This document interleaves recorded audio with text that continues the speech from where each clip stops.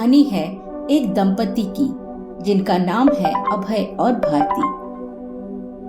शादी को लगभग 4-5 साल बीत गए, लेकिन उनके घर में किलकारियों की आवाज अभी तक नहीं गूंजी थी।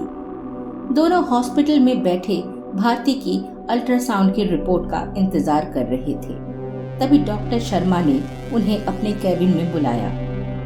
कांग्रेचुलेशन, फाइनली आपने बेबी कंसीव कर लिया है। ये सुनकर अभय और भारती की खुशी का कोई ठिकाना नहीं था। रिपोर्ट और दवाइयाँ लेने के बाद दोनों अपने घर के लिए निकल पड़े।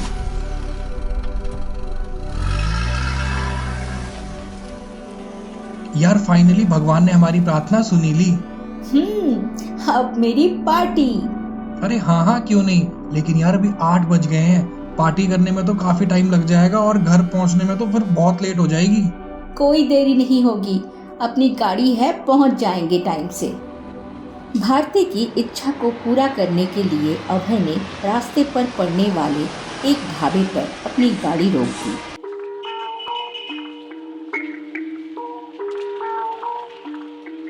और भारती का मनपसंद खाना ऑर्डर किया।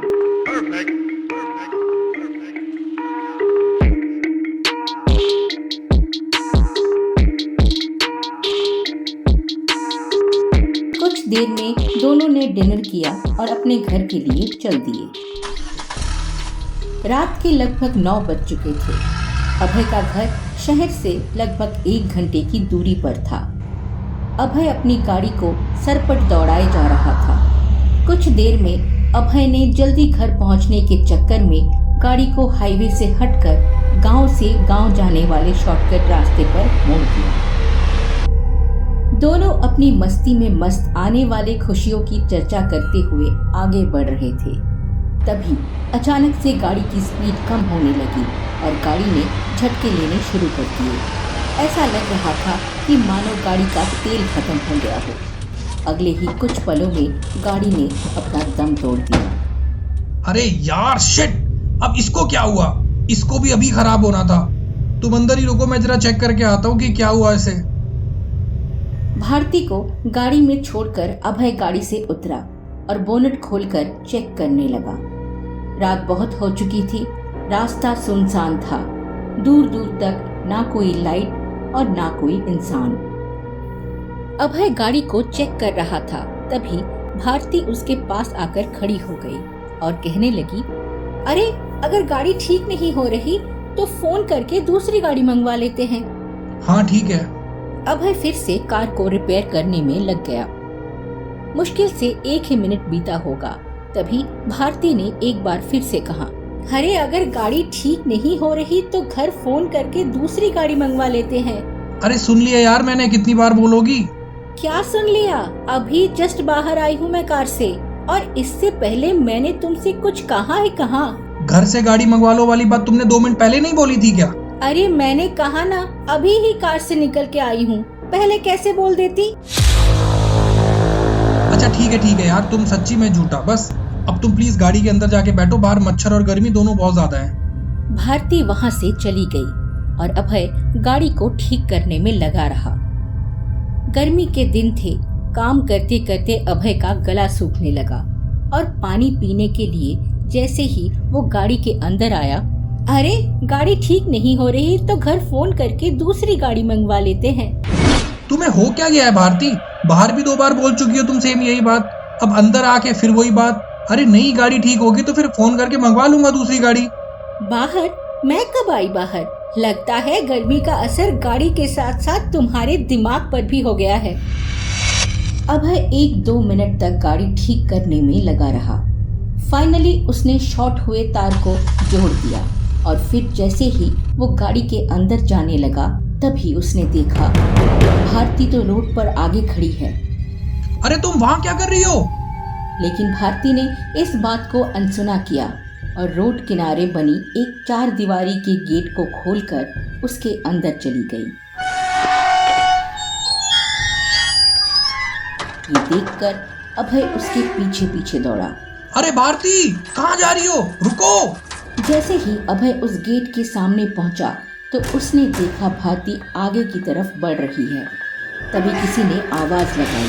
हे लड़के, अंदर कहाँ जा रहे हो? अचानक आई आवाज से अभय डर गया। उसने जैसे ही मुड़कर देखा तो पाया लालटेन लिए एक उम्रदार चौकीदार उसके सामने खड़ा है। बाबा, मेरी पत्नी वहाँ अंदर चली गई। अरे होश में आओ, तुम्हारी पत्नी तुम्हारी गाड़ी में है। अभय ने मुड़कर देखा तो पाया भारती तो गाड़ी की सीट पर बैठी सो रही है। अभय का दिल और दिमाग कांप उठा। वैसे इसमें तुम्हारी कोई गलती नहीं है बेटा, ये कब्रिस्तान ही रहस्यमयी है। यहाँ अक्सर लोगों की गाड़ी खराब हो जाया करती है और यहाँ न जाने कितने दर्दनाक हादसे भी हुए हैं। खैर, अब तुम चुपचाप अपने घर जाओ, जो कुछ हुआ उसे भूल जाओ। अभय को कुछ समझ नहीं आ रहा था और ना ही उसने कुछ समझने की कोशिश की। वो तुरंत अपनी गाड़ी की तरफ दौड़ा और गाड़ी को स्टार्ट करके अपने घर के लिए निकल पड़ा। कुछ देर में दोनों घर पहुंच गए। 1-2 दिन बीते। अभय उस रात को लेकर अभी भी कंफ्यूज था कि आखिर वो सब क्या था।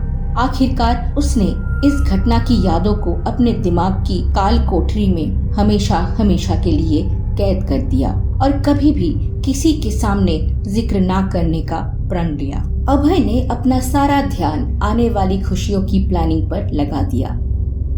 वो भारती का बहुत ध्यान रखता। आखिरकार कुछ दिनों में उनके घर में खुशियां आने वाली थी। लगभग 1-2 महीने बीत गए और एक रोज, अरे जल्दी आइए, देखिए ये शैतान अभी से लात मार रहा है। अभय की खुशी का कोई ठिकाना नहीं था। पूरा परिवार बहुत खुश था। एक रोज रात के लगभग 12 बजे किसी आवाज ने अभय को नींद से उठा दिया। अभय ने पाया भारती बिस्तर पर नहीं है और वॉशरूम से पानी के नल की आवाज आ रही थी। इंतजार करते करते लगभग 10-15 मिनट बीत गए, लेकिन भारती अब तक वॉशरूम से बाहर नहीं आई। अभय को थोड़ी सी चिंता हुई और उसने वॉशरूम के आधे खुले दरवाजे से जैसे ही झांक कर देखा तो उसकी आंखें फटी रह गई। भारती वॉशरूम की दीवार को पागलों की तरह चाट रही थी। ये भारती को क्या हो गया? और ये इतनी लंबी जीप तो किसी इंसान की नहीं लगती। ऐसा तो नहीं कि ये भारती हो ही ना? ऐसा तो नहीं उस दिन जब भारती कब्रिस्तान के अंदर चली गई थी तब जो औरत गाड़ी के अंदर सो रही थी वो भारती हो ही ना? और कोई चुड़ैल भारती की हमशक्ल बनकर अभय के साथ उसके घर आ गई हो, वरना टॉयलेट की दीवार को कोई नॉर्मल इंसान क्यों ही चाटेगा?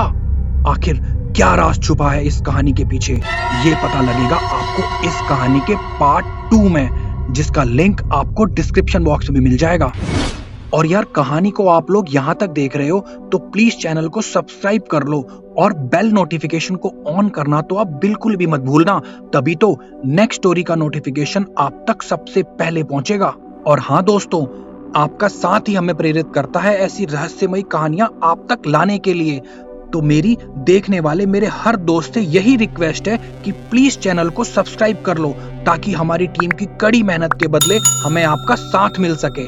और हाँ, अगर कोई रियल स्टोरी आपके पास भी है तो आप हमें वो स्टोरी शेयर कर सकते हैं ताकि हम इस चैनल के माध्यम से अपनी पूरी प्राइम टून फैमिली तक वो स्टोरी पहुंचा सकें। तो मिलते हैं नेक्स्ट स्टोरी में, तब तक के लिए हैप्पी हॉन्टिंग।